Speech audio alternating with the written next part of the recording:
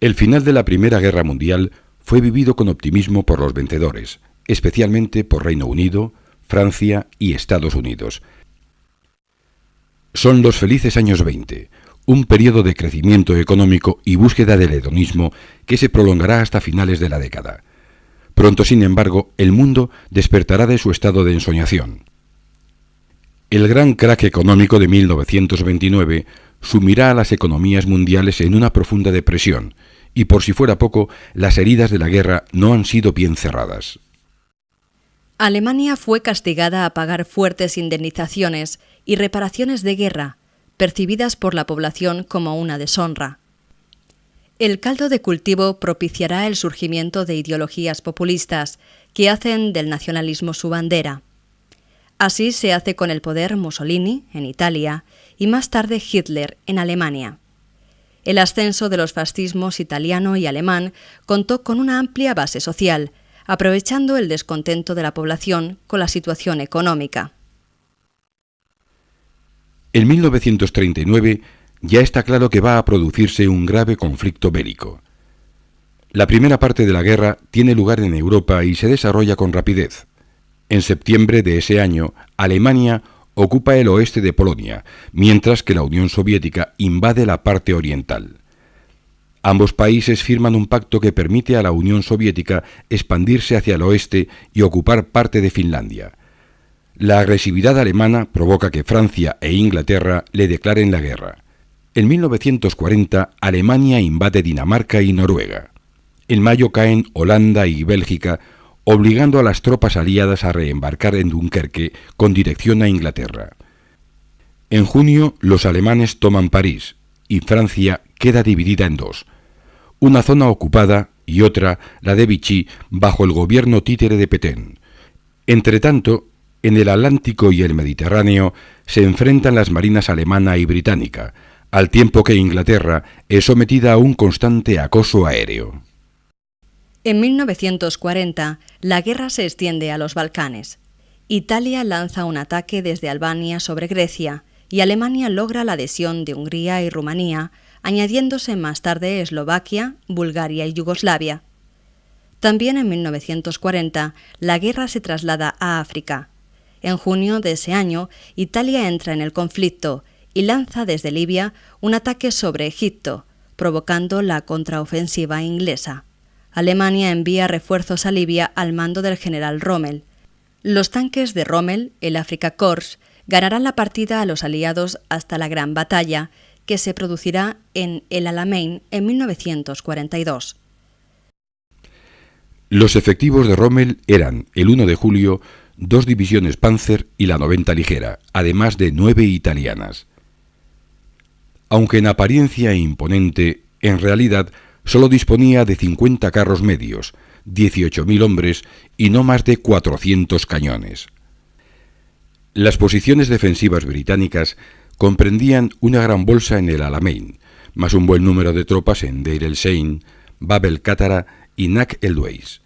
En total, los ingleses contaban con 40.000 hombres, 150 carros medios y unos 800 cañones, además de una aplastante superioridad aérea. El 23 de octubre de 1942, Montgomery lanzó un ataque contra el flanco izquierdo alemán, muy bien defendido por cientos de miles de minas. Los alemanes contestaron, pero fueron incapaces de rechazar a los atacantes.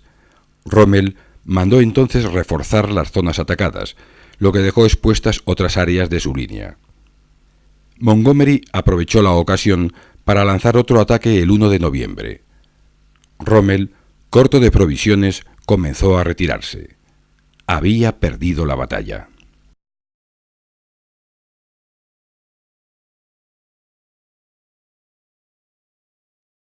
Tras caer en El Alamein, los alemanes en retirada fueron perseguidos por los británicos a lo largo de la costa. El 7 y 8 de noviembre, el desembarco angloamericano en Marruecos y Argelia supuso la pérdida definitiva de África para las potencias del eje. Entretanto, se luchaba también en otros frentes. En Asia, la expansión japonesa le había hecho enfrentarse a China. El ataque sorpresa sobre la base americana de Pearl Harbor es el primer paso para conquistar las Filipinas, las Indias holandesas, Hong Kong, Singapur y Birmania.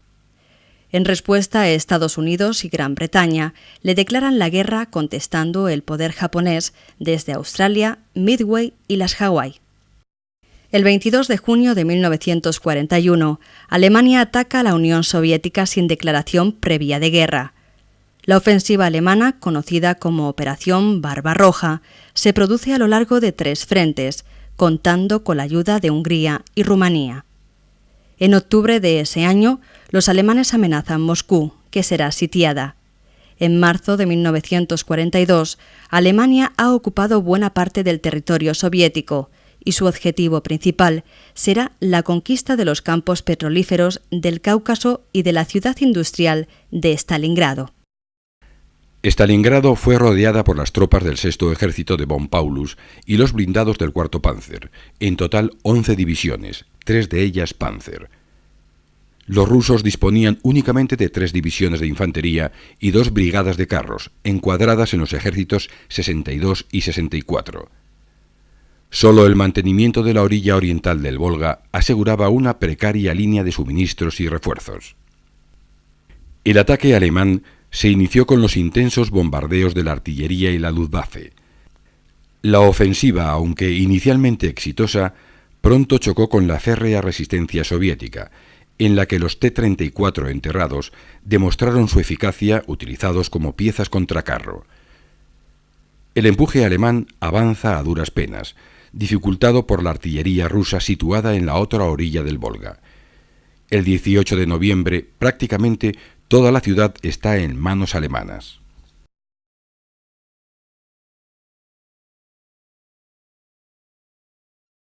Con los defensores al borde de su resistencia, a primeros de noviembre de 1942, el Stavka, alto mando soviético, lanza una gran operación a lo largo de un frente de 400 kilómetros para liberar Stalingrado y cercar al 6º Ejército alemán. A los 5 días de ofensiva se cierra la tenaza y 330.000 soldados alemanes son rodeados. En enero de 1943 se produce la rendición. 1943 será el año de inflexión en la guerra. En el verano, los aliados conquistan Sicilia y cae el régimen de Mussolini. En octubre los aliados ya han tomado Nápoles y en enero de 1944 las tropas americanas desembarcan cerca de Anzio. La resistencia alemana en Monte Cassino no evita, sin embargo, la ocupación de Roma. En 1944 las victorias ya caen claramente del bando aliado. Los soviéticos resisten y empiezan a empujar en dirección a Berlín, mientras los aliados prosiguen su avance en Italia y liberan los Balcanes. Tras el infierno de Stalingrado, el frente ruso se convierte para Alemania en una pesadilla, con el ejército rojo empujando hacia Berlín. En julio fracasa la última ofensiva alemana en Kursk. En septiembre, los rusos han alcanzado ya Varsovia. Para completar el cerco sobre Alemania, los aliados deciden desembarcar en Francia. El lugar elegido es Normandía. El peso del desembarco recayó en la Fuerza G, quien asaltó la playa conocida en clave como Gold. En la zona, las fortificaciones alemanas estaban bien defendidas, pero los británicos avanzaron fácilmente por su izquierda. En menos de una hora, los atacantes habían penetrado 2 kilómetros tierra adentro, desarticulando las defensas alemanas y ocupando en el oeste la localidad de Armans. A primeras horas de la tarde se habían alcanzado ya los 16 kilómetros. En la playa llamada Juno por los aliados, la Fuerza J canadiense desembarcó a ambas orillas del río Soil. La llegada de refuerzos permitió a los canadienses cruzar de un tirón la playa al este del río. Por la tarde, los canadienses se dirigían ya por su derecha hacia las carreteras de Bayeux a Caen y por la izquierda de Courcelles a Caen. En la playa Sword, la Fuerza S avanzaba poco y mal, sufriendo numerosas bajas. Finalmente, los asaltantes tomaron la colina de Péguies y lanzaron sus carros hacia los vacíos en las líneas enemigas sin hallar oposición.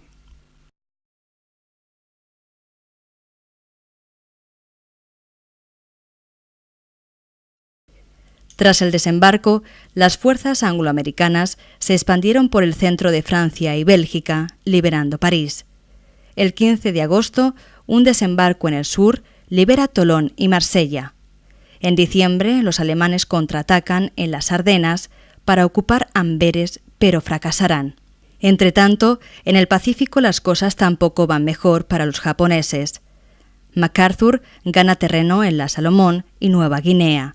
La derrota nipona en Midway y el desembarco americano en Guadalcanal marcan el comienzo de la ofensiva americana.